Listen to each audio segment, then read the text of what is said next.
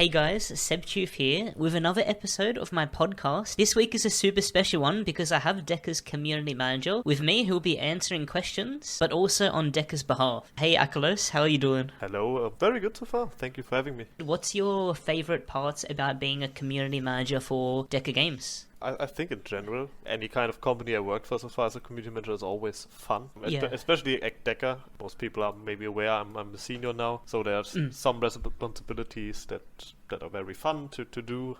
Also to take care of, but I mean, we are starting with a hard question to answer because there's a ton of stuff to do always. But Definitely. it's a company where I'm very free to what I want to do and how I approach things. There's like nobody looking at every single step you do, right? Nobody likes that no matter the job you have, nobody likes that. Oh, that's awesome. So I'm personally a big fan of direct community work, talking with players, discussing things with players, right? Doesn't have to be the internal teams, also just on the Discord, stuff like this, joining your guys' streams from all the content creators. I just really like that part. Yeah. But also all the behinds, discussion topics in meetings and stuff like this. It's all very good. Oh, that's great that you're not overly watched over all of your decisions. That's why you give out so much realm gold, is that right? People trust me with my work, I think it's that.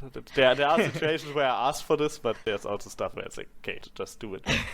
And how was your time joining Deca? How'd you approach the game? Yeah, I have to admit, that was a hard time for me. I can quickly go over my past in the industry. So I'm working in the game industry for close to 7 years now. 7 years. So I started in customer support. I then went to community management and then to product management. So I have 3 different paths that I already did where I have experience in. But I did all of this in MMORPGs. So very just big MMORPGs. That's pretty much it. Did nothing else, only those games in this role, which also it's very easy for me because those are pretty much the only games I play besides some action RPGs. So that was rather easy. So joining a game that is completely out of my comfort zone, which is permadeath, right?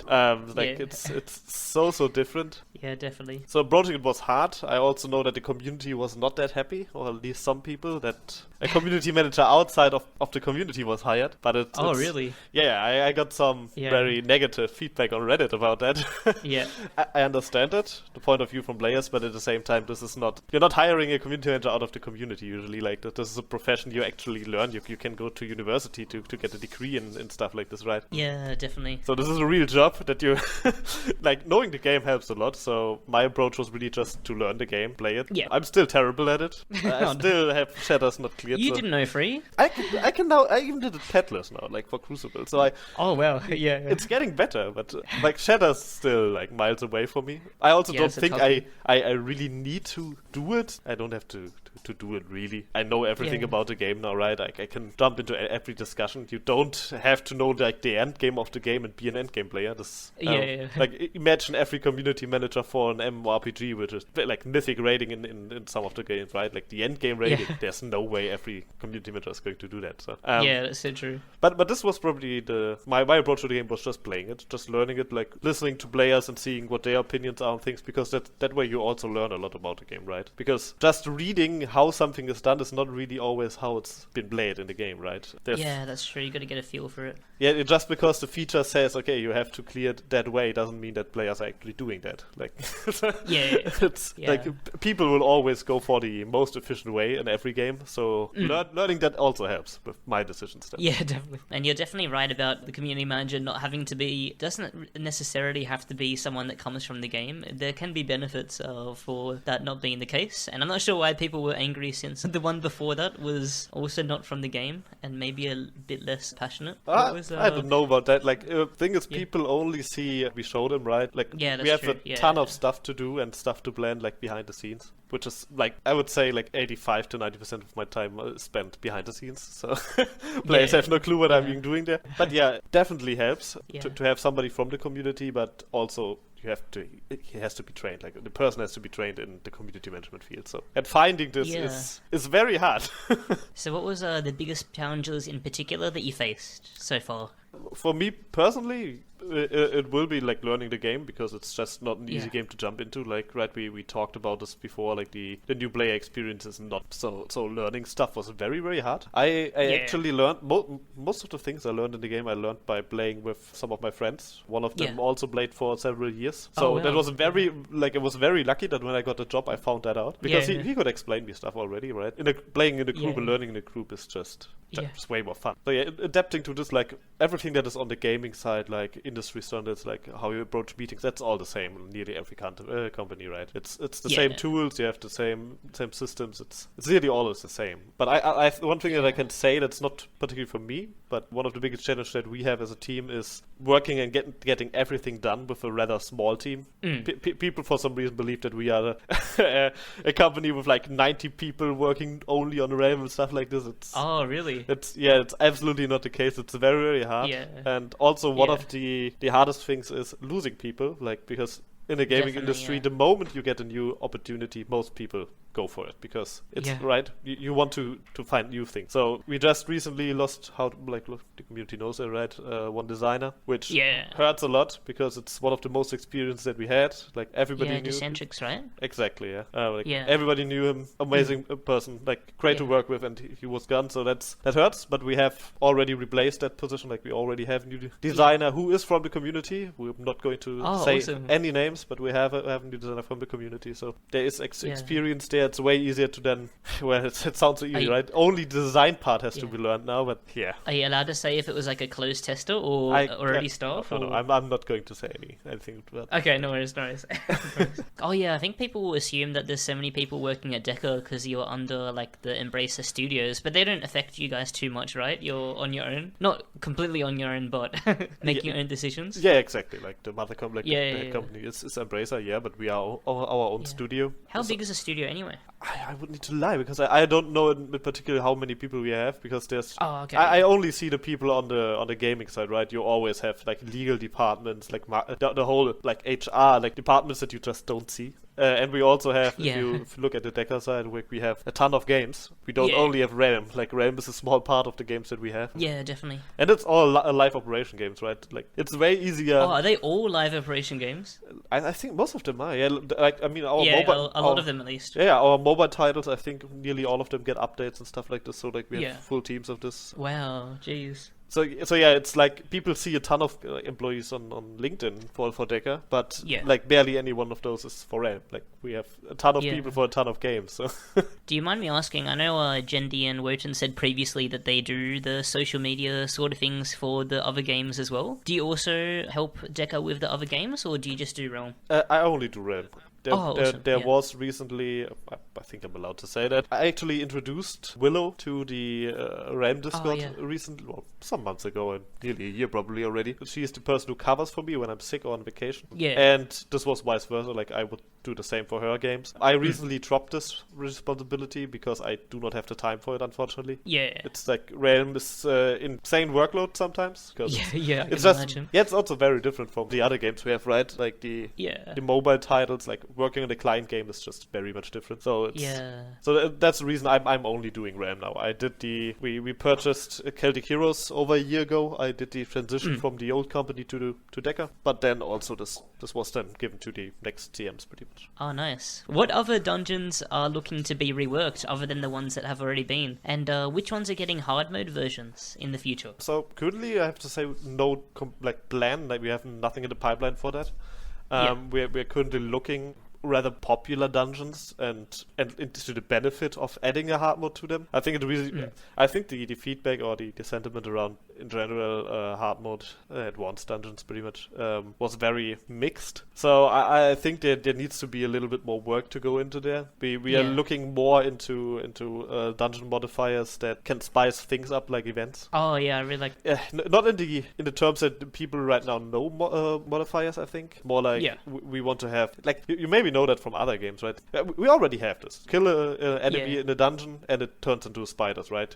Like spiders spawn after. We want to have stuff like this, but to be more flexible, for example. So yeah, we're looking into having modifiers that we can just apply on the fly pretty much and say, okay, we have a dungeon boss. If you kill it, there's a 50% chance to spawn the same boss again. Stuff like this, right? To just have fun new mods, like enemies explode on that. Like, go crazy with modifiers, right? Just have funny stuff that people actually care and that also are rewarding, because at the end, I think this is one of the most, not lacking, or one of our biggest issues that we have, making stuff rewarding for players. It's one of the biggest issues with the game in general, because like looking at new items, they have to be good enough that people care, but they can't be too good, which makes like the balancing unbelievably hard for the designers, because it's that's something that I always say. I always say that it doesn't matter how fun a dungeon is. Like you could release the best dungeon in the game, but people won't run it repeatedly. But if a dungeon has really good loot, even if it's something as boring as, for example, like Ice Cave, people will run it non-stop.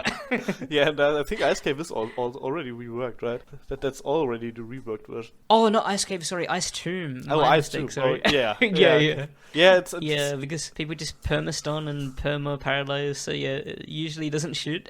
At least in coordinated runs. Yeah, I think Ice Tomb is the only reason to run it is really when we have the event running with the crown reskin, right? The ice crown. Yeah, people love it. I mean, that's the issue for most of the things we do, like fair rewards, fun rewards. That's one of the reasons we had this, or currently have this event survey on Google Forms, right? To find out what people, like what kind of rewards they want, because going with in-game items is always very hard to find a balance. So we want to see what's the opinion on that. Like, are people more into cosmetics and stuff like this? I think so far it looks to be very much even. Like, a lot of people want cosmetics, but a lot of people also want in-game items, which makes all of it harder again. Yeah. But another way that you could get into making items and farming more worthwhile is making the already existing content harder to gain, like, or at least an option to make it a bit more difficult. Like, for example, getting a horn it's not easy, but if you were to compare it to, because there's the forge option, it can be a lot easier to get. But if you made it that you could only get it on a character that can't use the forge, it could raise the value in that way, if that makes sense. I worded that really badly, but no, I think I know what you mean. Like in general, making items more approachable when you try do it in a harder content, I think makes sense. I mean, I'm personally not up to date with it. I think the dungeon difficulty thing that we have planned for the realm rework, or after that, I'm not sure anymore, that will address this, because you will find, as far as I know, like I'm not sure if this is the up to date information, right? As far as I know, the plan was to have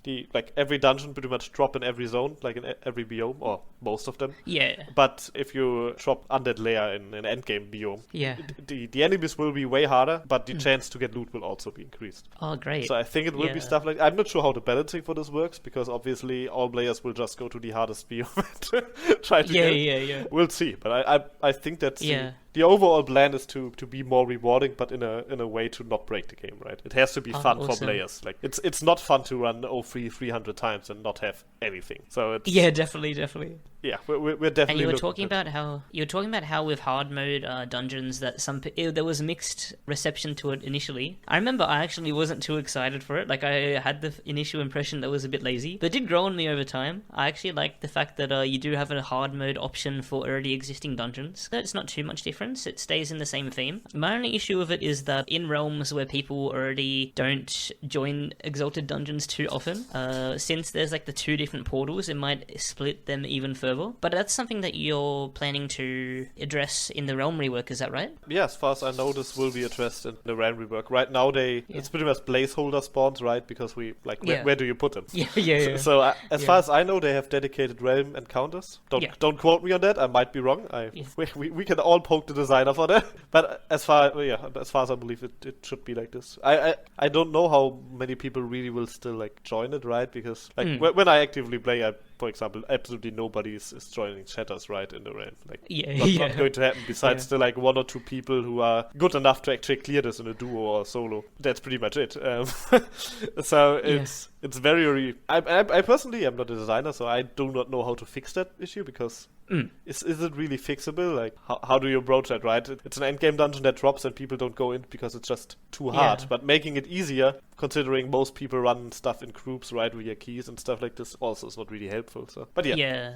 Personally think the biggest issue with hard mode dungeons also the advanced deaths, for example. It's not that interesting, right? You have engravings and stuff like this. With, as far as I know, some of them are very broken if you have the right combination. But I think the main issue was the enchantment system. I think we come to this later anyway. The enchantment system in general not being that received that well. So, but we have this topic later. Yeah, definitely. Speaking of the Realm rework, what is the current timeline for the Realm rework? How realistic is a release within this year? So what I can say is we are aiming to deliver Realm rework by the end of the year. Awesome. Since we just hired a new designer who's also working on this now. We have more resources, so that's the aim. But game development in general, right? It has unavoidable delays sometimes. So yeah, definitely. We are trying our best, but if there might be a chance that it gets delayed. We don't know yet. We are approaching more and more PTs as far as I know. Talking about the Realm rework, it's good that you guys haven't put in a solid date because don't want it to be rushed or anything. So you guys taking out all the time you need and not rushing out the product. I wouldn't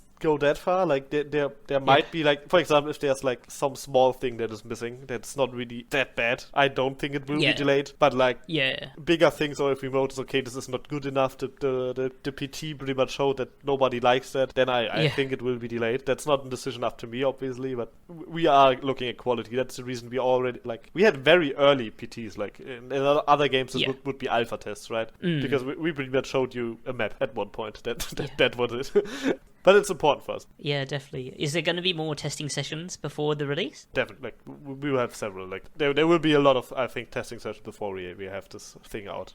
Yeah.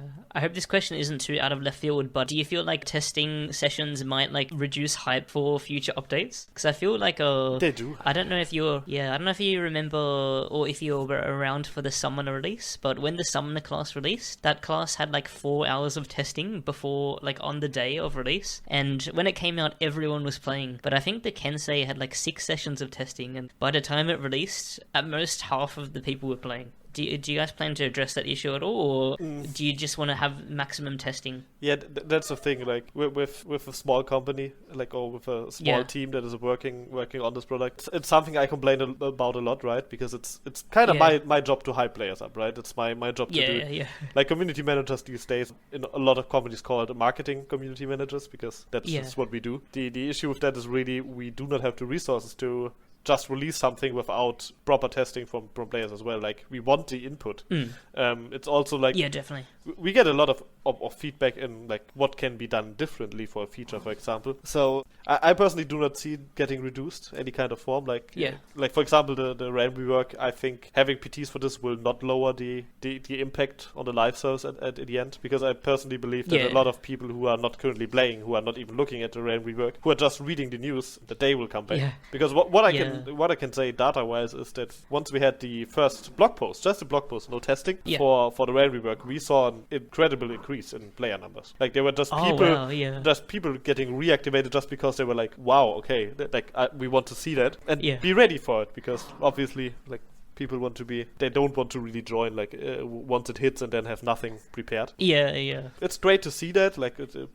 It's exciting for us to see, because we know what players hopefully want, and I just hope we can deliver that. And Realm rework has a lot of mechanics where you definitely want to test it. But maybe I feel like something like Tavern, where it was quite a basic dungeon, maybe that one didn't need testing. I don't know. I don't know. Yeah, that's up to the designers, I guess. I mean, definitely. Maybe the Tavern would have maybe been enough to have this under close testing, right? But at the same time, the person who created the Tavern was leaving the company, right? So it's maybe to be double safe, to make sure everything is tested well. Because sometimes stuff that even the close testers then don't find, because it's a small group as well, right? Definitely. Safe spots and things you can abuse. That's true, And I think something slipped through. The Syndicate takeover mod doesn't spawn properly, that mini boss after clearing the dungeon. I don't know if anyone's reported that already. Okay. I can look into that after. Awesome. In regards to Enchantments and Crucible mode, what was the goal of them? And why is Enchantments not random at the moment? And why is Crucible mode not a permanent buff globally? So that's a lot.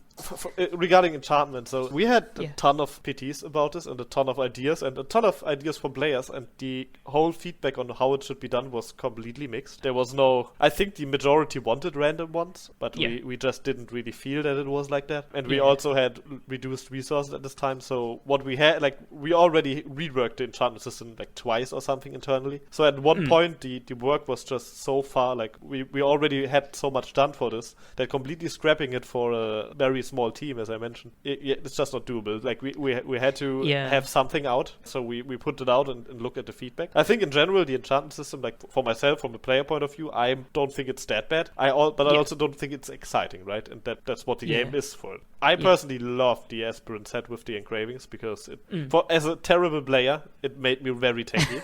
So that's very good. But obviously for like the veteran players and like the very good players, they want damage. Like they don't care. So we announced our new plans. We are working on this right now to have enchantments just be a random drop on an item. I also like people pointing out, I think that was even in your Twitch chat, somebody pointed out that please make sure those items are not soulbound, because right now everything that is enchanted automatically is soulbound, right? Really? I didn't know that. So it can't be traded anymore. That would completely, considering you can drop nearly everything with an enchantment, then that would completely ruin trading. So we made sure. Yeah, definitely, that makes sense. So before people go, oh my god, are they going to mess that up? No, we are aware like they are going to be tradable. So awesome, so, exciting. It will be completely random. I think it's a little bit the Terraria approach. I think to also then go to an NPC and just re-roll that. Yeah, that'll be amazing, because even the re-rolling aspect is kind of like end-game progression, kind of like what it is now. Because if someone does have the spare resources, they can just keep trying at it. Yeah, exactly. I think that way more exciting and also way more approachable for players, right? For everybody, like not only end-game players. Obviously. Yeah, I can't wait to get some broken kendo sticks. Yeah, I mean, people always only talk about like the end-game people, but we have new players. The problem is keeping those players in the game, right? But like the current enchantment system is very confusing for completely new players who have no clue about the game. Just dropping an item, saying, "Oh, that's an item with an enchant," but I can re-roll it at this NPC. Like this explains everything already. And what about the Crucible mode? How come that wasn't a permanent buff globally? And what was the ultimate goal of it? I mean, the initial vision of the Crucible was to have something for the more hardcore players, right? So it's a very simple concept to just start somewhere, because like I said, we don't have the resources to build something giant and then be like, okay, that's bad. Yeah. So we have to start somewhere. I think in general the Crucible is nice. It's not there at the point where we want to have it. The initial goal was to like the idea is to have like a lot of events going on. They have restrictions, different trials, different rewards every time. Yeah. But there's also no reason why the Crucible can't evolve into a permanent hardcore thing, right? Yeah, definitely. But it's just not... Right now it's more something like we experiment with what do players like? Do they like the pet this thing? Do they like the different stat changes that are all going on right now, right? You have like 25% less defense. I think that's... Once we find like the perfect thing for this, where everybody's like, okay, we like this, maybe we can then look into a more permanent thing as well. Nice, yeah. Because I personally, I don't mind it. I play Crucible now as well. My only issue is, why would I play it, right? Like, you have 5 dungeons right now where you have a trial, like a mission in, but why would I have Crucible active in any other dungeon, right? Like, there's no reason. That's so true. So it's just a downside for no upside. Like, yes, I deal more damage right now, but I think that's something we still have to like not fix but work on. I don't think Crucible is anything where players can say, oh, it's negative for the game, it's bad. You either do it or you don't. Like it's completely up to you. It's mostly cosmetic stuff and stuff. So I only found out last stream that Crucible mode wasn't permanent, because I was looking for taverns, since it's one of the Crucible missions. In between the taverns, I was doing every Moon Knight village that I saw, since I like doing it, and that minus 25 HP is so rough for it. And then I found out that you can just toggle it off every time. So that's a weird. That's weird that you, because I was toggling it off so frequently. Exactly. And it shouldn't be like this, right? If you decide to be in the Crucible and like there should always be an upside. The only upside you have right now, I think, is the battle base XP. The 20%, the more you get, or 10%. I'm not sure right now. Yeah, exactly. And I guess the damage. Yeah, exactly. Like the damage is the upside, but at the same time, do you really want to lose 25% of your defense for some more damage, but then not get anything out of the non-trial dungeons, right? You can just toggle it off like this. Yeah, exactly. And I think that's an issue. You've like played a Crucible mode. You probably want to have it there always. So it's like right now, if you play a Crucible character and you run the missions, right, you have a chance to get the Crucible mystery chest which has items in it Yeah. and stuff like this. I think going with that approach and just having a chance to drop this, for example, from every dungeon boss. If you have Crucible, with obviously if you do Pirate Cave, you're not going to get it. Yeah. And there has to be something you get no matter what, so you have a reason to do it. And will Realm of the Mad God ever have an in-game trading system instead of just like yelling in Nexus? Yeah, I mean, I know the feeling of standing in the Nexus and yelling my stuff for 5 hours. Yeah. So right now we are not ruling it completely out to have an in-game trading system, but we also have way bigger fish to fry. Yeah. So we have a lot of systems that need rework and that are into that we're considering reworking. Yeah. But we are also not completely closed off or against the idea of having a trading system. The issue with trading systems is always that it can be abused. You have to think about a lot of things first. Definitely, yeah. And like I said, we have a ton of things to rework first. Yeah. But I'm personally not against it. I just don't see it happening in the very near future or anything. Yeah. How far are you guys' plans anyway? Like, how much do you have planned out? I wouldn't need to lie how far our roadmap. I mean, at least this year is completely done. I think part of next year. Wow, also. really? Yeah. I mean, until the end of the year. Yeah. Nice. I think some months into 2024 is already planned. At least at least the higher specs for it, the ideas for it. Obviously we are flexible depending on the situation. We have to adapt. You never know what happens. Yeah. What about a system that can group up players? Is there anything planned for that, or a guild rework perhaps? So guild rework right now is something technically on our to do, and we might have a Q&A for this in the near future, or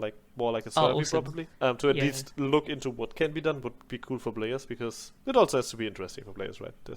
You can do definitely. a lot, but I personally still believe having something like a decorated guild hall where you can just spam fame, because fame has barely any use, right? For the end game people, that would help already. Yeah. But we'll see. For Party Finder, we're looking at this right now. We have not added it to our roadmap yet, but we have a high level specs, so everything we do has specs, right? Specifications. What is the plan? What is the goal? What's the targeting group and stuff like this. So we already have that. Just depends on how the next months play out, right? And what the next focus is. On paper, we have something. Oh, awesome. And I'll go into the next part, which is all about cheating. Yay. Is targeting cheaters a concern for Deca, since they account for a lot of the player base? First of all, they don't account for a lot of the player base. They account for a part of the player base, that's for sure. And yes, it's a concern. We are still looking into it, but your players also have to understand that, as I mentioned 10 times already, we are a small team. It's not easy. I mean, we will for sure have some of the cheaters under here smirking, haha, you're never gonna catch us. It's always like this.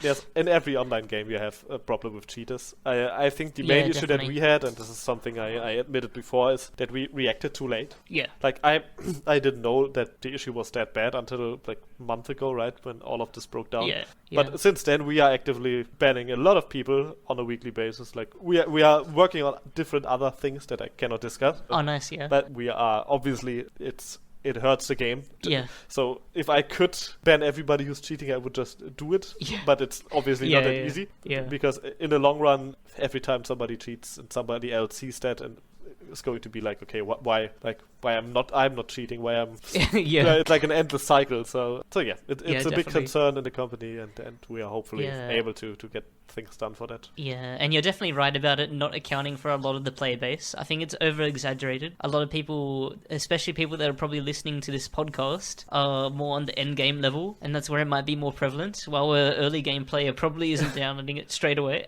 Yeah, I think this is, in general, one of the biggest issue that you have with SSCM and in community feedback and sentiment, is that the only people who are vocal about a topic are the people who have an issue with something or are negative about something. You rarely see anybody talk about I like everything about this game, or I like this, because people who are happy in a game, no matter what game it is, they have no reason to say it out loud or anywhere, because they just play the game usually. That's all they do. They don't care. So so you have a very I mean, I can go into that, looking at the Oryx Mania thing, for example, where once it went live, the voices were raised, and I also panicked because a lot of people were like, "Oh my god, this is so bad! It's completely broken, this event." And I was like, "Okay, we need to nerf it. We need to nerf it." So, and I think we over-nerfed it at the end. I think we went overboard. We completely made it uninteresting for most endgame players. So, it's situations like these where you where you can still learn then in the company and be like, okay, it needed to be nerfed, but it was a little bit too much. So it's those moments where the voices of a small group are a little bit too loud because you don't see the positive. Because once we nerfed it, we had a lot of people on Reddit be like, but I like that. So we had the next people then complaining that we nerfed it. So it's that makes sense. It's the same for cheating, like, right? But I'm still up to ban everybody who's cheating any kind of way. Is there any plans to expand on the game's anti-cheat? I mean, people were making fun of this, right? That's probably why this question is in. So we put something in, right? But I cannot go into that much detail. Not everything that we put in or try out is just to fix something. A lot of stuff is also together. Okay, data back end, like to see how stuff works, right? Yeah. So I'm not going to go into detail there. I'm not sure what the status on the anti-cheat itself is, but we are looking into stuff for pretty much fixing as much as we can. Yeah. And can we expect a fix for auto nexus, auto dodge, and IP connection in the future? I know it might be tough, but I mean, not really much I can say about this. I hope. Yeah. So, like that's the thing. For like, I'm not a developer. Like, I have zero IT knowledge. Like, a very basic person when it comes to that. So I'm not sure what is doable and how. But as far as I know, like, at least from the people I talk with, they are all very confident that we can fix it. It's just not easy, right? It's not an easy fix we just do and snip a finger. Like, I hope we can do it. I just have no clue when. Just to jump back a bit on incentivization of dungeons, like we were talking about Oryx Mania and nerfing it maybe potentially a bit too much, having concerns in the future about incentivizing dungeons properly. You guys did a really good job at incentivizing True Yumi, because so many people are like only now learning the dungeon and want to go as far as learning the hardest boss in the game just because of those skins. I mean, we'll be very honest, it's very nice that you say that, but it's zero to do with us and all to do with the creator of the dungeon. It's all, they did such a good job. Yeah, I really have to say, like, Moonlight Village, I think, is an outstanding dungeon. I know there are some people who don't like it because it's not like the rest of Realm, right? But I think it doesn't have to be. Like, you're not forced to do it. Like, you can. I think in a vacuum it's perfect. Like, I think that would be a concern if they added like 5 more dungeons like Midnight Village, but it's about a one-off, you know. I think the only way, like, the only thing that I personally would need to be like, I only completed Moonlight Village once by now because I panic. Like, I'm not a good player. Like, but once I get hit once, I panic and run into like 10 more shots. Yeah. So even on easy, you have to say. So what I think would be very helpful in there would be a feature that we also have somewhere in the backlog to crouch, to pretty much slow down your own movement. Because I personally feel like I only go in there with like maxed out characters because I need that. I need maxed out skills. So, but having maxed out speed in this dungeon is really not helpful. So it's so true. I think it's things like this, but overall I think the dungeon is very great. Like, it's not created by us, and I think it's one of the best dungeons the game had. Which is I love it so much. Which is sad, but that's not from us. But at the same time, I'm happy that we have people in the community are willing to do stuff like this. Like, putting this into the game it's just great. I mean, I think Steamworks is amazing. When Midnight Village came out, I was happy because the latest 2 dungeons became like my favorite 2 dungeons in the game, basically, which is really cool. I think it's Steamworks, there's just some people who dislike it because the way to the bosses is a little bit long and it's a little bit boring, I guess. But it's at the same time we are at a game, like in a game where clearing and stuff like this is very deadly, so it has to be in the game because it's part of the cycle, right? It's as harsh as it sounds, but people dying makes us money. Like, that's just how it is. That's the game cycle, right? Like, you're not supposed to live forever in this game, so so it has to be kind of hard. So I don't mind the clearing. I think the minions are really interesting and the layout. My only criticism about that dungeon is it's a bit too grey. I mean, other than that, I really like it. I'm personally really looking forward to what we can do maybe in the future after the Realm rework, art-wise, because there's art that nobody has seen yet besides the testers and the Deca members that's done for the biomes, and it looks insane. It really looks awesome. Completely different game, which some people might not like because some people are like nostalgic, right? They want the old graphics back. But I feel like after all those years, the game has to move forward. So having new cool stuff. For example, Moonlight Village, I think the aesthetics and the the art in Moonlight Village is amazing. Oh, definitely, yeah.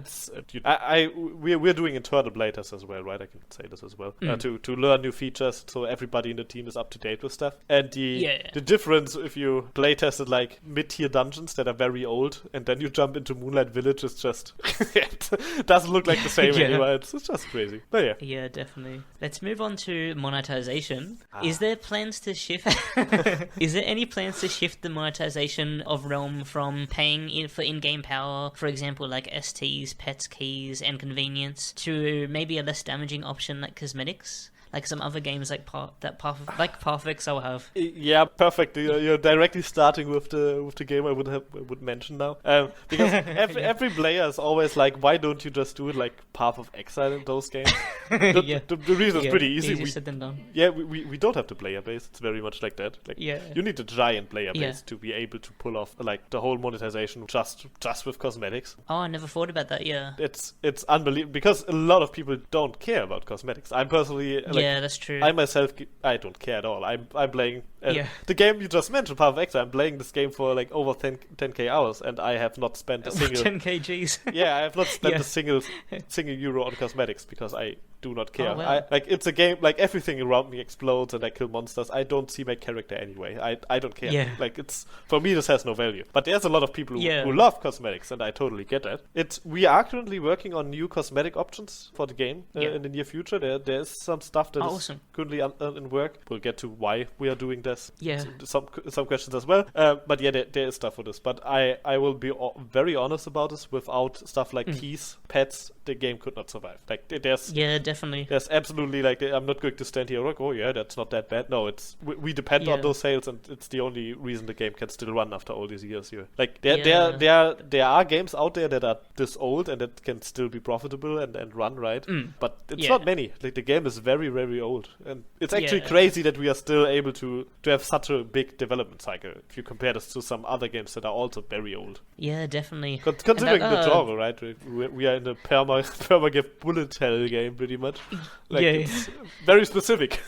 And that's a nice throwback to my first podcast with Rob, the original creator of Run with the Mad God, who said that if Kabam didn't take over the game, it would be dead. And if they'd bring in pets, even though that it was microtransaction hell, it might have saved the game through the game's funding. Yeah, I mean, I listened to the podcast, I know. So I agree. Interesting guy. I mean, as I mentioned before, I have a product management past, right? I was product manager for an MMO called Rift, which is also very, very old. And it has the same thing. It was pretty much focused on cosmetics, but that was doable because the players over 10 years were used to it. Like they were a community that were focused on cosmetics. So I personally still believe, for example, pets need a rework. I think it's very unapproachable for new players, and at the same time it's very broken in some cases. Like for example, I do not have Divine Pet. I have a legendary one. Just seeing in your stream, or not in your stream because there's no pet, but seeing in other streams how much more they heal just because they are one rank. Like it's crazy. I mean, okay, so it's like the experience of we come to this later as well. I think of new players who have no clue what a pet even is, and people who have a pet is just it's a giant difference. Yeah, right? And I don't mind people using pets time to time. It can draw back on the satisfaction you get from learning the game. If you see some people cheese with an OP pet, but I guess that's something. If you guys do choose to make Crucible mode a more permanent thing, maybe with a petless mode, I guess that'll be a good way to satisfy both the people that want to use pets and the endgame players. I mean, I personally, the thing with pets right now, I think, is that most of the newer encounters, since pets are out pretty much, they are bland around having a pet, right? Yeah, true. Like you're not supposed to, like it's self-inflicted restriction by players, right now to not have a pet. Yeah. Which is something we are, like I said, looking into, because a lot of endgame players like to do this, to not have a pet and stuff like this. So like you're going crazy with all your restriction. That's a little bit. I mean, that's. I will be honest. I'm pretty sure you're the only one who has that many restrictions on his characters and what he can do. Masochistic. Yeah, I will be honest, like, looking at feature development, we probably won't look at how you approach it, with how many restrictions you have, because no sane player is going to do that, but but some fun, like petless stuff. Like, I think Crucible has a lot of power to go further in the future, once we have definitely more stuff there. It's amazing how much restrictions add so much potential playtime and enjoyment to a game. Yeah. Like, the way I look at it is, with Divine Pets, like, another way to look at it is, imagine if they made it that you could jump 2 more times in Super Mario Brothers or something, like the very original one. It would be a whole different game, and maybe not as fun. Yeah, that's true. Yeah. But going back to cosmetics, I remember that you guys did, like, interesting alternative weapon animations, or, like, ability animations, like with Orb of Conflict and the Quiver of Thunder. I'm not sure if you're aware of those. Do you know about those? I think they came out in the Flash era. Yeah. Do you guys have plans to do anything like that? As far as I know, I don't think so right now. Yeah. Pretty much shinies already replaced, like, projectile and stuff like this as well, right? Oh, that's true. I forgot about that. I mean, Quiver of Thunder with the thing applied, because I tested it out when I found out about it. Looks very cool, like, with you, but it's pretty much what the shiny is doing already. So we will have the enchantment system, and in the long run, in the enchantments, we will also want to have cosmetic feature, right? That you can customize a little bit with that, but it's very much down the line. There's other stuff coming first. So I personally think it's nice to have stuff that is visual, but at the same time, it can't be too much, because I think, like, the 16 by 16 skins are already very, for example, they look cool, but they are also very clunky to play with, and they are very annoying if you have people running them, like, near you, because it's just definitely giant character compared to every other one. Aklos, what do you think about this? I'm super proud of this idea. You know how you were just saying how some people don't care at all about cosmetics? I had this idea for in-game engagement and making shinies more interesting. Imagine if every shiny that you had equipped adds 5% loot bonus and XP bonus. You reckon that's cool? I mean, it sounds cool on paper, but it's also very broken. Yeah. Might be a little bit too broken, yeah. Yeah, I don't know, because that death would be tragic. It would be such a setback. With cheats, it would be extremely broken. Yes. But if I had a death with 4 shinies, geez, well. yeah. Also, that would be crazy. Right now you have to play, like, seasonal, right? And that's true. Yeah. I mean, we still would like people to play seasonal, obviously, but we already, like, changed the mission tree to be, like, majority is non-seasonal now, so people can also use their old characters if they wish to. Doubling down on forcing people to, you have to grind for those insanely low drop chance, like, go farm that shiny sea deer, like, enjoy. Yeah. You're never gonna see that one. Definitely. I think we could have done actually, like, a community hunt around this. Like, the first person to get it in shiny gets some gold or something like this. We should have done something. That would be really fun as well. Yeah, because this thing is not going to drop soon. I'm pretty sure about it. Yeah. Oh, really? You don't think so? I mean, the item in general is very rare, right? And then the shiny is even rarer, so yeah. Do you think it's harder to get than shiny kendo stick? I think so. Not by drop chance, but the thing is, shiny kendo stick, you can just farm and farm and farm, right? You can't do that. That's true, yeah. So it's probably the rarest shiny in the game right now, yeah. Wow, jeez. But would there be a season 4 of STs? Because right now there's you're on your 3rd season, and I think there's like 6 more sets to go until every class has 3 different sets. Yeah, we couldn't. Will you guys continue that? Yeah, we're currently working on 2 new ones, and it's almost certain that we have the season 4 of STs. Yeah, I know some players don't like it. At the same time, I personally I'm fine with it, because at one point they can all the tokens drop from the game.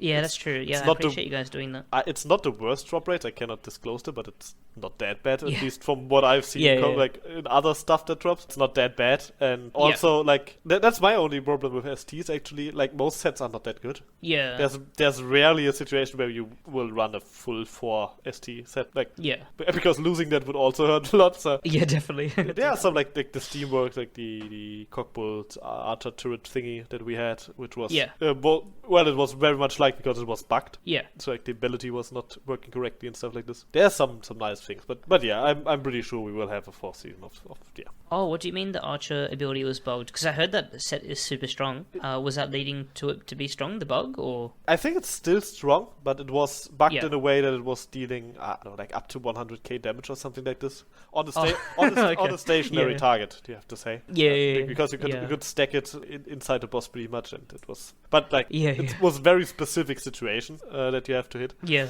So on a training It has gotten a lot better with STs, with the ST Forge, and what is that thing where you trade health potions and magic potions in? Skeleton key for the solo. Yeah, that as well. Yeah, that's also great. I have no clue how people complete this.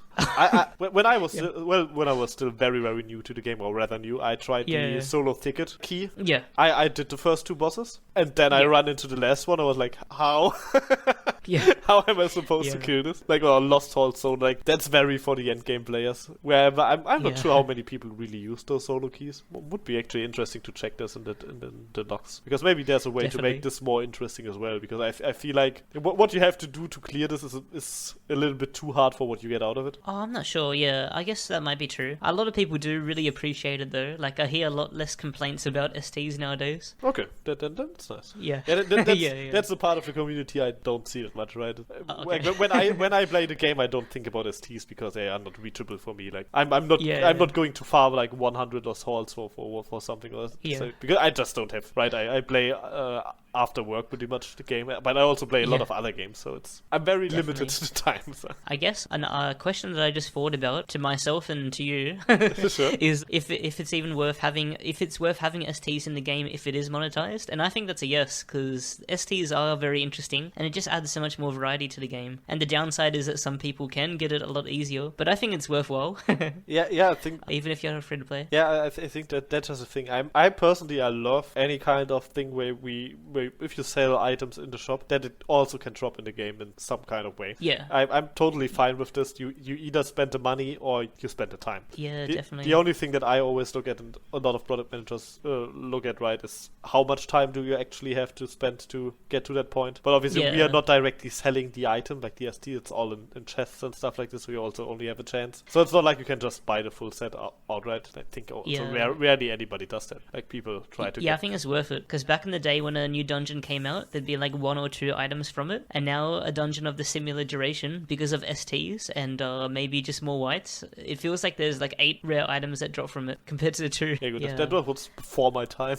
You kind of answered this already, but it also addresses a potential fix. Why is the aim to add so much monetization but not grow the player base? Wouldn't it make more sense to make the game more appealing through less monetization and earn off the already vast monetization in the game and increasing the player count? Yeah, so we are actually looking into growing the player base. We want to overhaul the first time user experience, or we call it internally. So we want to look at new platforms and actively recruit new players, but also reactivate new players, right? Because I think that's one of the biggest parts, like people who left. Oh, definitely. Getting those back would be very, very nice. So regarding vast monetization, there are a lot of stuff, like there's a lot of items that people can buy, but the majority of income, like revenue, is very much around like certain items, right? There's a lot of stuff you can buy, but barely anybody buys some of those, right? It just looks like a ton, but it's all very much focused to it. Like, I can say this, keys are obviously a good seller, because keys are, you either go into the realm or you just pop a key. It's just speeding up.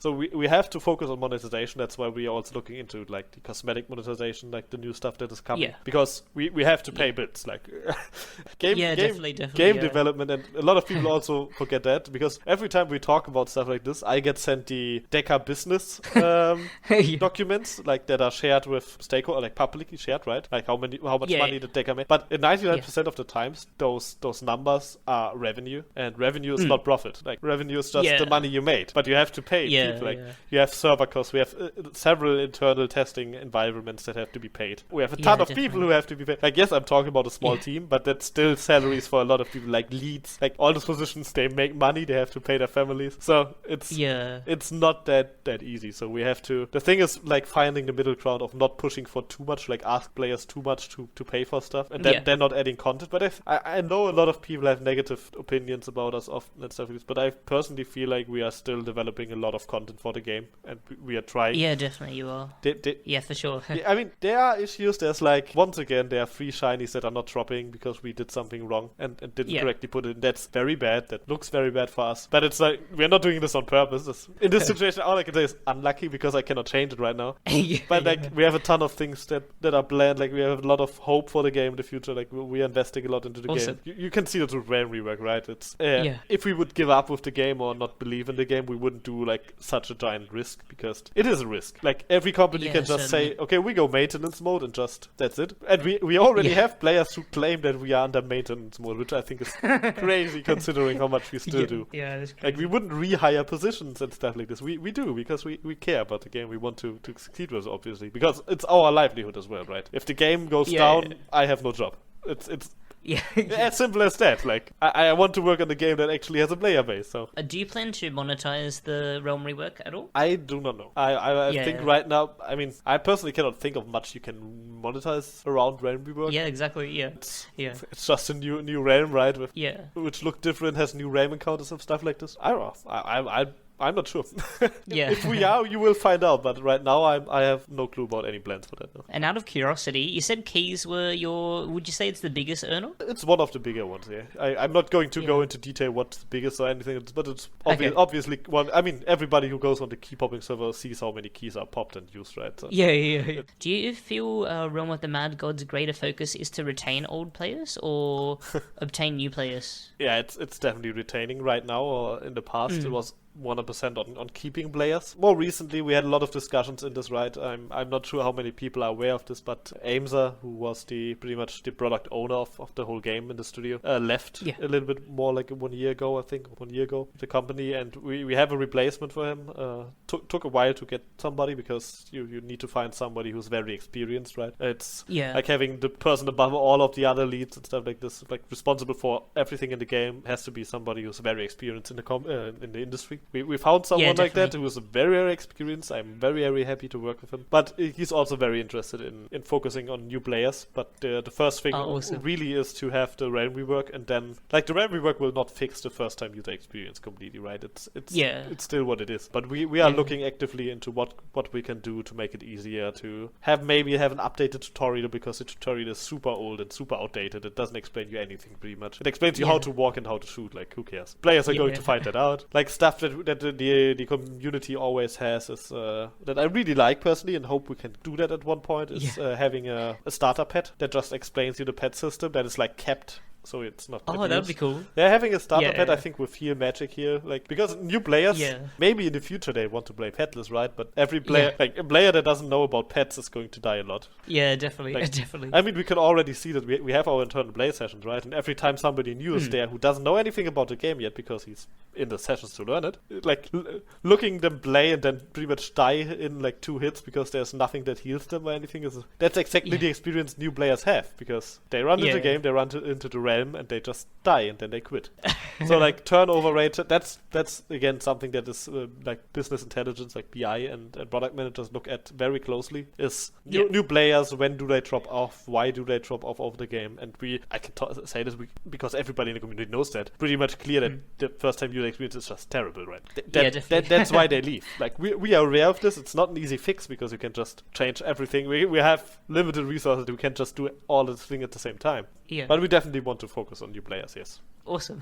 Very healthier for the game as well. Like, reactivating a new players is very good. I'm really excited for that. Is there plans to provide more visual clarity in the game? Like, for example, remove fog of war, or add projectile outlines to enemy projectiles, or maybe even grenade indicators? We have both of this, as far as I know, in our backlog. So it's written down in a ticket, like somewhere, that we want to look into how to do it and if it's doable. The thing is, I have no ETA, obviously. Like it's the backlog, right? Like the devs have a ton of stuff to do.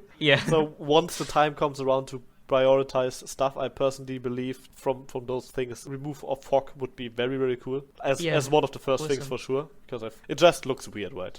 But at the same time, it can be rather game breaking to just remove the fog as well, because you see more. Definitely. So finding a way there, we will have to see. But that was such an undervalued power creep when the game went from Flash to Unity. It made dungeons that have like bosses that move really fast so much easier, like Void, when Unity did come out. So you're definitely right in that regard. But things like Nexus would look so much nicer if there wasn't any fog, because it doesn't really make sense for it to be there. Yeah, it's also just, it comes back to first time user experience, right? You as an experienced player, you know where everything is. You know everything that happens in the game. But a new player is just like, okay, I'm not seeing anything on my screen. I just see the small thing. Is it going to change every time, or is there new stuff? It just doesn't look good, I think, nowadays anymore. Yeah. You just have to see. I personally don't believe that it's that hard to remove. I wouldn't expect it to be hard to remove. I think it's more of a, okay, how does this impact the game and what needs to be done then in balance. maybe have a new indicator, like have a new modifier that designers can use that, I don't know, in a certain dungeon the field of view automatically gets reduced a little bit to what it is right now with the fog, for example, to make sure that in some dungeons it can't be teased, right? Yeah. Maybe stuff like this. But I think it would be great to have. I feel like that would be great. Or even like just no fog in Nexus and the Realm makes a bit of sense, because in dungeons it does make sense to have fog. Yeah. It is closed off after all. Yeah, true. But, in the Realm it doesn't really make any sense, right? Because is there really any Realm that we can abuse it? Not really. And maybe even removing the last two zoom options. The extremely zoomed out one is a bit silly, especially when you can't see anything. But if there wasn't any fog of war, wow, that would be OP. That's right, yeah. Yeah, maybe the zoom out function would just need to go, and then it's just pretty much static on the non-normal. Yeah, write that down. What's Okay. I've actually really been enjoying playing with the zoom that shows no fog. Do you know what I mean? Like, because there's no point of playing. Oh, there is some point of playing with the zoom out option where there is fog. But yeah, I've just been really enjoying playing it super zoomed in lately. Yeah, makes the game look so much nicer. Yeah.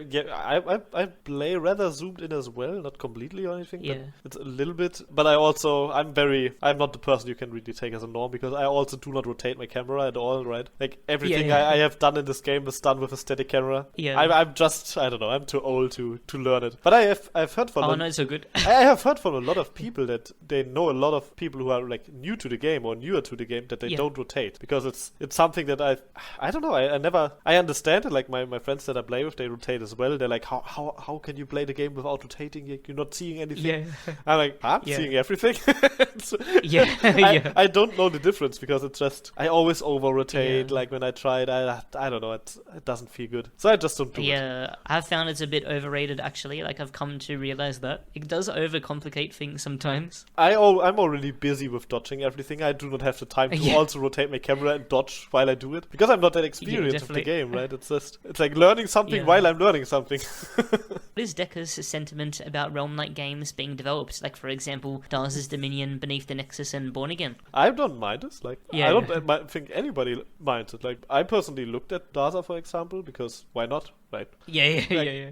It's not like we are all enemies against each other. No, I think you can learn from every other game. Like there's a ton of definitely, I love that. I mean, there's a ton of games. Like I'm coming from an MMORPG pretty much only, where every time you have a new MMO coming out, it's like that's stolen from World of Warcraft, or this is stolen from this game. So who cares? You want to make a game that is fun for everybody, who's like features that are cool from other games. Like for example, World of Warcraft introduced dragon flying with the last expansion. This is completely stolen from Guild Wars 2. It's one by one, like even the animation is the same. So, but who cares? I personally believe Guild Wars 2 has one of the best mount systems in any MMO. Exactly. Like most MMORPGs these days, they still have this, you want to mount up, okay, you have to wait 2 seconds while this cast bar channels. In Guild Wars 2, you just mount up when you press the button. So it's stuff like this where I'm like, okay, look at your competitors and just learn what are they doing different, and what do the people that play the game, both games, for example, like more about the other game. It's like being I've heard World of Warcraft did become such a big, successful, popular game because of the fact that it learned so much from other MMOs. I think that's the EverQuest time and stuff like Ultima. No, that's even older. But yeah, it's being very, like, I think the classic, because I play all of this, right? The classic World of Warcraft, for example, is very simple, and people like simple. Like there are games like Black Desert Online, to name another one. If I log into this game now after a break, like I've not played this for 1 year or something like this, I have no clue what's going on. There's going to be like 20 different pop-ups. There are 30 buttons that I have to press to learn stuff again. That's very just way too complicated. Like I think that's something that is very easy in Realm. You can just pick it up after some months and just play again if you know what you're doing already. Definitely. Yeah, definitely. So I think it's just stuff like this. Be simple with your game, but also learn from your competitors. Like I always look at the others. Like I don't mind. Yeah. It's not they're not stealing from us. They are borrowing ideas. Like yes, it's not cool to 101. Like for example, copy assets. That's just a no-no because that's also very illegal. Oh yeah, that's bad. Definitely. That's like not good. But having the same features, having forge system, maybe have a better forge system than we have because I know a lot of people don't like it. Yeah. Like why not? We can then steal the ideas that you have to improve it back. Yeah, definitely. Yeah, perfect. Honestly, it would be a horrible world of gaming if no game could have the same idea as another game. There would only be like one Binding of Isaac, no Enter the Gungeon, no Hades. Yeah, that's all games I play as well, right? Yeah, it's it would just be bland. Like okay, here's the next RPG where you just move to a quest NPC, talk with him, then you do the next thing. Right? There's no. Yeah. It's so much cooler to play different stuff and then have new innovative stuff. Like it's looking at what's happening right now in the gaming industry because it's something I closely follow with game development. Even though I don't play those games because I do not play single player games like at all. I do not touch them. Yeah. So but Baldur's Gate, for example, just did innovative stuff that nobody has ever seen. Pretty much. They also produced a game that is finished, which is very rare in the industry because most companies don't have the game to wait for releases to be finished. They have the business model for this because you could buy Baldur's Gate I think for like 5 or 6 years already, at least for a very long time in early access while they develop the game, which is a very good concept if it works for them. Like it is such a big hit in the industry that I think there's a lot of leads, not particularly in our kind of company, right? Because we are a free-to-play live operations company. Doesn't make sense. But in like the RPG genre and stuff like this, there are a lot of people I think that look now at Baldur's Gate because they had a great success, and I saw comments from some developers from Baldur's Gate from their end who also said they didn't expect that game did so well. Yeah, they didn't expect that at all. Like it was we know we have a great game and it's going to be fun, but they reached an audience who they don't even target because they like it's a D&D audience. They already have on paper the audience they're going to try to reach, right? So true. But they brought in new people who would have never played like round-based tactical games. It's crazy, and I think it's stuff everybody who's working in the industry or wants to work in the industry, because I have a lot of rain players contact me with like, here's my CV, can I join? It's not like that. I have to disappoint everyone, but being up to date with everything around you, like how you can approach your work, is very, very good. Also as a player, because maybe you then understand the game you're playing better, like why certain decisions are taken. Yeah, definitely. When the game moved from Flash to Unity, it was a must because Flash was dying, but there were some aspects of Flash that I think, in my opinion, was superior. Like, for example, the access to entry, barrier to entry was a lot less. One of the points being the specs to be able to run the game. Like, I bet a lot of people remember playing Realm on their library computers on those massive monitors. But nowadays, the game has a 16 gigabytes recommended RAM. Do you know if those might be reduced in the future? Because, like, for example, a game that looks really similar, like Terraria, that one has a 4 gigabytes recommended RAM. Do you know if... I don't think this will change really much, just because of the content and how it's developed, right? This would probably... That's a very technical question. I'm maybe completely wrong here. But, for example, Terraria is not, as far as I know, using Unity, for example. I think Oh, really? They're not? Oh, my bad. I don't think so. I think... Maybe I'm lying here. I believe Terraria... I think they might be, because I remember seeing them complain about the Unity fiasco that was going on recently. But I feel like I know that they donated money, right? But I don't think they're using Unity. I think maybe not. I think they just complained that people would act like that Unity is actually doing what they're doing right now. But I'm not sure. Maybe I'm completely wrong here.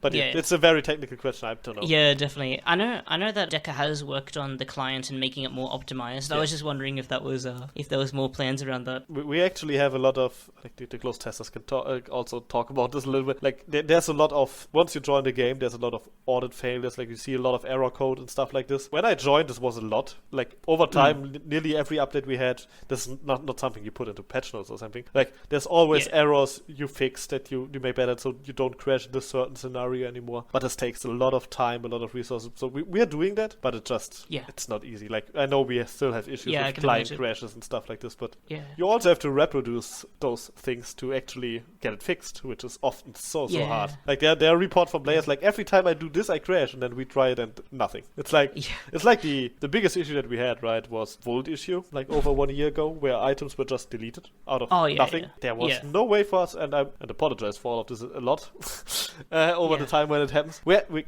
weren't able to reproduce it in most cases. Like, it wasn't happening to us at all. So finding out how it happened and why it happened took forever. Like, we hired people outside of our company. We, like, third party, like, we hired people just to look at this issue.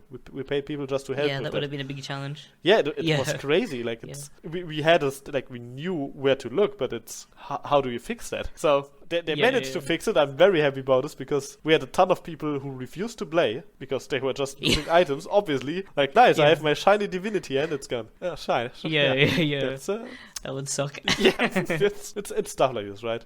But I hope we will be more stable. I'm a little bit worried for rework, because I expect a lot of people to come back to the game, and I hope that everything holds up and it's fine. There will be some crashes, yes, but we will see. Recently, we were just mentioning how Unity had a policy change that they proposed where they would, like, charge depending on how many downloads a Unity game might have. Pretty crazy. Did Deca get a scare from that, or? I wouldn't say a scare. I think overreacting in that situation is bad as a publisher. I cannot go into any detail, obviously. That we had people who took care of it and then discussed this with Unity, because obviously this is not only bad. This is bad for everybody. Like like indie developers, like small people who want to have their first game developed. But it's absolutely the worst for every title that is free to play, because we have an like people on Discord were like, okay, maybe Realm is able to reach those download numbers somewhere. Like, we have it's very easy to reach those numbers. Like, we have a ton of people who download the game, new players who just quit very quickly. Like, that's all stuff players don't see, because it's so fast. It would have been a big issue. Like, I'm so far as I know, Unity is going back on that, right? They announced apology, if you want to call it like that, and pretty much said, okay, we will look into this again. So now I'm waiting for new information. What's going to happen in the end? This has been the meme for the longest time, Realm of the Mad God 2, but I've actually been thinking about it a lot recently, and I feel like it could be something that would benefit a lot, because it would allow the game to start off on another clean slate. The spaghetti code of the game gets blamed a lot for things occurring, like, for example, IP connecting or some sort of other issues that are impossible to prevent, and then there's all the monetization stuff that's hard to balance. So it could start everything off on a clean slate. Has Realm of the Mad God 2 ever been considered? Yeah, it has. But like, when you run an old game like Realm, right, as you mentioned, like, working on just the idea of working on a clean game again, and doing everything right, quotation mark, obviously, from the get-go, is like very, very interesting for leads, like for everybody who's working on the game. We are not ruling it out for somewhere in the future, someday. Right now, it's obviously not something we are committed to do. There's definitely. It's also way easier to go from game you fixed some stuff already, like Rain reworked and other reworks, other stuff, to just have a RotMG 2. But it should not be in, like, for example, Overwatch situation or anything like this. Like, you don't want to upset your players either. Like, it shouldn't be a copy-paste. So maybe in the future, I personally believe Realm 2 would work, just because of the player base is big enough to do it, right? There are games. Yeah, definitely. There are games where this wouldn't work, because if the player base is already too low, you're not going to reactivate the new people, because creating a new game is very expensive as well, right? So. Oh, definitely, yeah. So. And I forgot to mention, like, the marketing push would be amazing as well. Being able to rewrite the client again, to maybe run a bit faster, like loading screens, like Flash Player is another example. In a very cool world, we could go back to a browser game style, because I mean, there are old MMORPGs who are now playable on browser, right? Like, there's that's true. I guess, I'm not sure what it's called, Fly for Fun or something like that. I think. Oh yeah, you can actually play this. I used to play it at what? Yeah, you can play this on the browser now. Like, Wow, I didn't know that. Yeah, it's like I think you even RuneScape you can. I'm not sure. I've never played RuneScape. Yeah, old school RuneScape you still can. Yeah, it's stuff like this is actually working. It's giant games. Like it is possible, but at the same time, I mean, it makes some stuff very easy because you have an account system on a website, which is very helpful. Yeah. So it's stuff like this. We will see what the future brings, right? Yeah, definitely. And speaking of the future, are you excited about Realm of the Mad God's future? Oh, I am. Yeah, I really have to admit it. Like, I really like working at Deca. I really like working on Realm. Like, community is great. Yeah. There are situations where I'm like, okay, come on, guys, it's enough. But there are obviously situations where you're like, okay, I need to break or I need vacation or something. But that's normal. Everybody, like, there's barely anybody out there who has a job where it's like every day it's perfect. I love my job every time. It's not like this. Yeah. I'm very excited about trying to get better events done. Like, we're trying to work out now with new tools that are coming up. Have better rewards, like having new players, which is always very nice. Like, the Realm community in general is very nice to new players when they ask questions. There are some trolls in there, but that's every community in gaming. So we have a lot of stuff in the pipeline. We have a lot of ideas that we hopefully can do someday. So I'm just happy to see it all go, because I had a different approach when I joined here, right? When I joined here, it was just like work. But now I'm actively playing the game every day. So it's I'm also looking forward to all the updates because I will play them. Final question: is there anything else you'd like to let the audience know? Thank you for sticking with us for so long. I mean, it's not normal, or it's very rare to have a game that is had such a dedicated community for so long. There are people here that are playing since the beginning of time, that are still playing. That's also a big shout out to our close testers for that, because we have a lot of those people. People in the testing sessions doing a lot of pretty much our work as well, because we have a QA team, yes, but the close testers are helping us a ton out with testing, with giving feedback, but also the community. It's the same. I can ask the community any kind of question and they just bombard me with answers and ideas, and it's very great. And the same goes out to all the content creators who are still, I know the game is not in the best state right now to do content on it, because it's just over time it died out a little bit. I think with Realm Rework this will be very much revived again, and I'm also already working on things for that as well, to push this a little bit for the content creators. Stuff exciting! Like this. It's stuff like this who keeps the game alive, right? Like it's not us. Like, yes, we are developing the content, but it's actually it sounds so cringe because everybody says that. Like, thank you, community, because it's my job to say. No, I really mean it. It's great to work on a product that's that old and that it's still so active players and so much people that actually care. There are people that I nearly talk with daily, and I fight with them about topics daily, but I do it and I like it because they care so much for the game. They don't want to be mean or anything, they just care. Yeah, definitely. So I feel for a lot of people Realm is their childhood. Like, they grew up with it and they don't want it to die. So big shout out to everybody who's helping us with making the game great again. I think big shout out to the community. Yeah. You said you were keen to give a 6K Realm Gold out to the community, to 3 different winners, is that right? Yes. To the comments? Yeah, just how should we do it? Just random leave a comment with your IGN. Like, you need to add your IGN, obviously. I don't care if you use a second YouTube account so you don't leak your YouTube and IGN together. We just randomly pick. Awesome. So make sure to comment your IGN. You can add an interesting comment if you like of what you thought about the podcast, maybe some feedback, and we'll pick 3 random ones. But thank you so much for hanging around and speaking to me. No, thank you for having me. And thank you guys so much for listening to the podcast. If you want to listen to more, I have 3 other podcasts, including one with the original creator of Realm of the Mad God like 13 years ago, and one of Box 12. Also, big shout out to my patrons and Twitch subscribers, especially the tier 3 subs. I'm pushing for Partner Plus on Twitch, so every recurring sub means the world to me. I love you all. Peace.